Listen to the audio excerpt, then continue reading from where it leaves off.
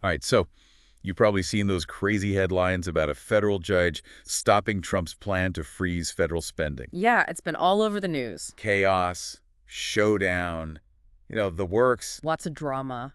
But we're going deeper today. Much deeper. We've got articles piled up here from the New York Times, the Washington Post, the Atlantic, even Mother Jones. Wow, covering all the bases. Each one's got its own spin on this whole thing. And it's wild, let me tell you. Definitely a lot to unpack. By the end of this, you'll know exactly what went down. And why this temporary block is just the beginning. It's like the tip of the iceberg. Absolutely. This whole thing raises some big questions about how our government actually works. Like who really controls the money? Exactly. And what does this all mean for, well, everyone who depends on these federal programs? So let's just start with the freeze itself. Okay, yeah. This wasn't just some small budget tweak. No, not at all. We're talking about trillions of dollars frozen, Trillions with a T. potentially affecting like almost everything the federal government does. It's pretty massive. The New York Times actually made a list of over 2,600 programs that could be impacted. 2,600. Over 2,600. Great. Crazy, right? That's that's a lot. It's a lot to wrap your head around. I mean, everything from building roads and bridges to Medicaid, foreign aid, scientific research. And it's not just these big abstract things either. The Times highlighted some really specific examples. Oh, like what? Like Head Start. So preschoolers. Yeah, exactly.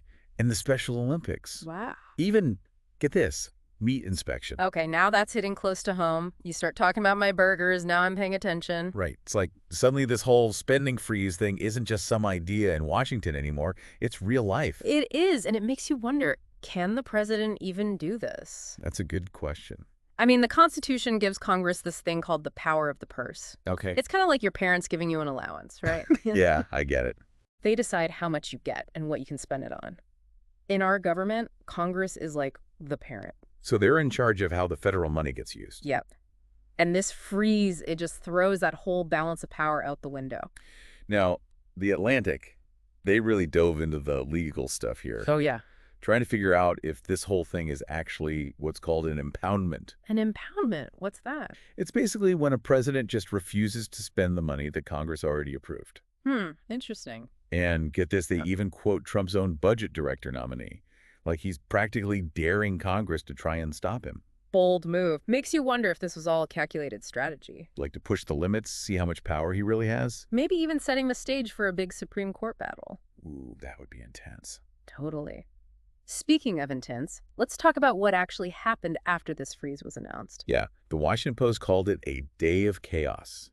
They did not hold back. I bet. Agencies were scrambling, trying to figure out what it meant for them. Yeah. States were freaking out because they need that federal money for, like, everything. So many essential services rely on that funding. Exactly. And even the White House seemed to be giving out mixed messages. So much confusion. It really shows you just how messy this whole thing could get. Like, what happens if states can't get the money they need for Medicaid? Millions of people rely on that program. It's a lifeline for them. And it wasn't just Medicaid either. No. The Post mentioned preschools suddenly not getting their Head Start reimbursements. Oh, no. So child care services are in jeopardy, too? Yep.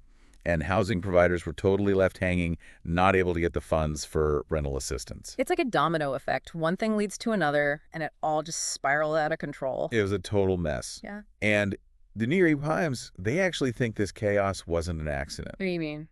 They call it Trump's flood the zone strategy. Flood the zone. It's like turning on a fire hose full blast at everyone all at once. So just completely overwhelm everyone. Exactly. Creates so much confusion that no one can even figure out how to respond. Wow, I never thought of it that way. It's kind of brilliant, actually. In a chaotic kind of way. Yeah, definitely chaotic. But even with all this going on, the Democrats weren't just going to sit back and take it. Right. Both of the Times articles I read talked about how outraged they were. Some of them were saying Trump was going after the most vulnerable people.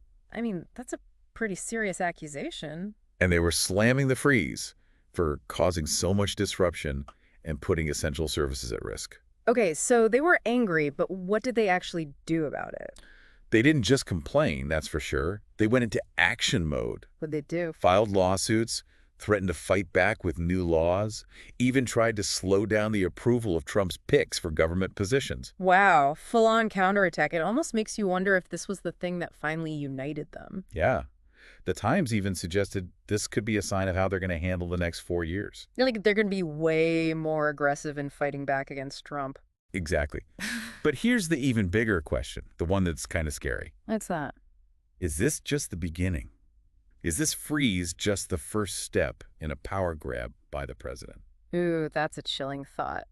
And both The Atlantic and Mother Jones seem to think it's a real possibility. Mother Jones straight up called this move wildly illegal. Wildly illegal. Yeah, they said it's like attacking the very core of how our government is supposed to work. With all the checks and balances and different branches having their own roles. Exactly. And they even compared it to that travel ban Trump tried to do. The one the courts blocked? Yep, that's the one. It's interesting how this one judge's decision to block the freeze, even temporarily, has caused such a huge ripple effect. Yeah, it's like everyone's holding their breath, waiting to see what happens next. It's important to remember that even though it's blocked for now, this whole thing has already had an impact. Real consequences. Mother Jones really emphasized that. Nonprofits losing money they desperately need. People potentially losing their jobs. Vital services disrupted. People who are already struggling getting hit even harder. It's a tough situation, and it raises the question of what happens next. I mean, what about the long term? Even if this freeze gets thrown out completely. Does it set a bad example? Exactly. Like, could this pave the way for future presidents to try and do the same thing? And what does it mean for the balance of power between the president and Congress? Feels like we're in uncharted territory. We are. And this is just scratching the surface. There's so much more to the story. Constitutional law, political strategy, the actual impact on people's lives. It's mind-boggling. Makes you think, what happens when a president decides he doesn't have to follow the rules? And what can Congress do about it? What can regular people do? These are the questions we all need to be asking, not just about this one situation, but about all sorts of things happening in our government. This whole freeze, it's like a warning sign. Yeah, like a crack in the foundation. Showing us that things are changing, power is shifting, and we need to be paying attention. More than ever. This whole spending freeze thing, it really makes you realize just how important it is to know what's going on in our government. It's a real wake-up call for sure. So where do things go from here? This judge's block is just temporary, right? Yeah, exactly. This is far from over. The Atlantic actually said this temporary block could be giving Congress some time to figure out their next move. Like what, though? What can they do? Well, will they try to flex their muscles, maybe pass some new law to assert their authority? That's one option. Or will they focus on fighting the freeze in court? Either way, it's going to be a nail-biter. For sure. And we can't forget about the White House either. What are they up to while all this is going on? Good point. That's a key question. We got to keep an eye on what they're doing, see if they try to clarify or change the freeze at all. Like maybe they'll try a new strategy. Exactly. Maybe they'll narrow down the freeze or focus on specific programs. It's almost like a chess match. It is, with each side making calculated moves and trying to outmaneuver the other. And the stakes are high. Incredibly high. The outcome of this whole battle could change the balance of power in our government for a long time. And ultimately change our democracy itself. Yeah, it's that big of a deal. So to everyone listening, this all boils down to one thing. Vigilance. You got it. Don't just skim the headlines and move on. This is just the beginning. Pay attention to what Congress does next. Do they fight back or do they just give in? And watch what happens in the courts. Oh, and be ready for anything. Because with this administration, anything is possible. Truer words have never been spoken. It's a lot to keep track of, I know. It is, but knowledge is power. That's what this deep dive is all about. Helping you understand what's at stake and why it matters. This freeze might be on hold for now, but it's a huge warning sign. A reminder that the next few years are going to be interesting, to say the least. Understatement of the century. This episode, it's not just about money though, right? Right. It's about something much bigger. It's about the very foundation of our government. How power is shared, how it's used. This whole episode has really exposed a weak spot, I think. A weak spot. Yeah, like a vulnerability in our system that could be exploited. Maybe in ways we can't even imagine yet. It's like this freeze peeled back a layer or something. Exactly. And now we're seeing this deeper struggle for control and authority. And that struggle is happening everywhere. Yep. In Congress, in the courts, even out in the world as people debate how much power the president should actually have. It's a conversation we all need to be a part of. Absolutely. Because the future of our democracy might actually depend on it. No pressure. This deep dive has really made me realize that we can't just take our democracy for granted. I know, right? It needs our attention, our participation, our willingness to think critically and hold our leaders accountable. Couldn't agree more. And, this whole situation with the freeze, it made me think about something Mother Jones said in their article. Oh, what's that? They said this isn't just about the immediate impact, but about setting a dangerous precedent. Like, what happens if this kind of thing becomes normal? Exactly. If this kind of executive overreach becomes the norm, what's to stop future presidents from doing the same thing? It's a slippery slope. The slippery slope that could really damage the very core of our democracy. So what can regular people do? I mean, most of us aren't lawyers or politicians. How can we actually make a difference? That's a great question. I think there are a few things everyone can do. First, stay informed. Don't just rely on those quick headlines. Actually dig deeper. Try to understand the complexities of what's going on. That makes sense. What else? Second, talk about it with others. Share what you learn. Challenge people's assumptions. Encourage critical thinking. Have those important conversations. Yep. And finally, make your voice heard. Contact your elected officials, tell them what you think, and hold them accountable for their actions. So you're talking about active citizenship, not just sitting back and watching. Exactly. Our democracy works best when everyone participates. It's not a spectator sport. Yep, you got to get in the game. We all have a role to play in shaping the future of our country. This deep dive has been a real eye-opener for me. Me too. It's a good reminder that our democracy is a work in progress. It's a constant struggle to protect the values and principles that make it strong. And that struggle requires our active participation. We can't just sit back and assume everything will be okay. We got to be proactive. Exactly. The future of our democracy depends on each and every one of us. Well said. This has been a fascinating and honestly a bit unsettling look into this whole federal spending freeze. Yeah, it's been a wild ride with lots of twists and turns. But I think we've covered a lot of important ground today. From the immediate chaos to the potential long-term consequences. And the biggest takeaway is this: knowledge is power. The more we understand about what's happening, the better prepared we are to deal with it. So stay informed, stay engaged, and stay vigilant. Because this story is definitely far from over. And here's one last thing for everyone to think about. Okay, hit us with it. If Congress loses its control over how the government spends money, what does that mean for the future of our democracy? Oof, that's a heavy one. I'll be thinking about that for a while. Me too. Yeah. We'll leave you to ponder that one. Yeah. It's like we're living in some kind of political thriller, All these twists and turns, it's crazy. Yeah, definitely been a dramatic few days, and who knows how it's all going to end. But I guess that's what makes it so fascinating. Right, keeps you on the edge of your seat.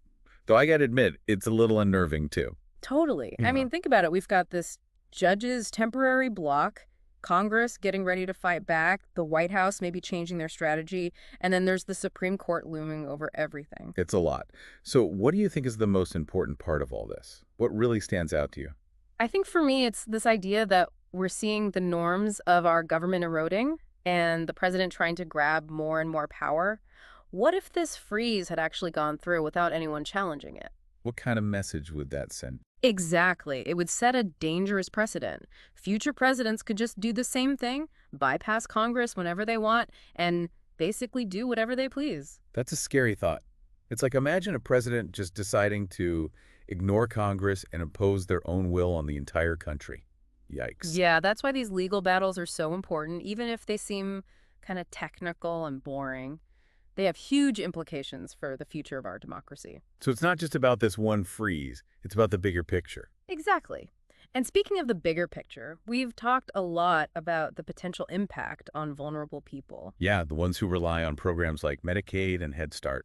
Right. Do you think their concerns are really being heard in all this political back and forth? It's a tough question. It is. It is. It's easy to get caught up in all the legal stuff and the political maneuvering, but at the end of the day, it's real people's lives we're talking about. People who are already struggling, and this freeze, even though it's temporary, has caused real hardship for them. It's a good reminder that politics isn't just some game. It has real-world consequences. Absolutely. So what can ordinary people do? I mean, we're not lawyers or politicians, but we still care about what's happening. Yeah, how can we make a difference? Well, I think the first thing is to stay informed. Don't just read the headlines, actually dig in, Try to understand the nuances of what's going on. Don't just skim the surface. Right. And then talk about it with other people. Share what you've learned. Challenge people's assumptions. Get those conversations going. Encourage people to think critically. Exactly. And finally, don't be afraid to make your voice heard. Contact your elected officials. Let them know what you think and hold them accountable for their actions. So basically, be an active citizen. Yeah. Don't just sit back and watch. Our democracy needs us to participate. That's a spectator sport, right? Definitely not. We all have a role to play in shaping the future of our country. This whole deep dive has really been an eye-opener for me. Me too.